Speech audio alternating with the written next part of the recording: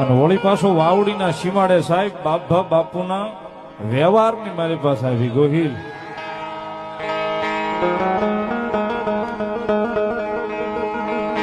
દારી મેઘલી રાત મળી છે ને કદાચ વાડીના જુગ જાડવે કદાચ નદીના કાંઠે આવીને હાથો જ કીધું છે કે હે બાપ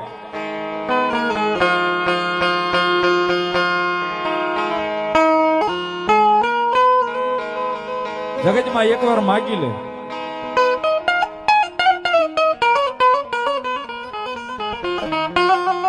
એકવાર અહીંયા ઉભો છો ને માગી લે ને કદાચ દુનિયાના ચાર છેડા જો અહીંયા વાવડીના સીમાડામાં ભેગા ન કરું તો હું સૌ શમશાનનો રાજા એકલવીર નો.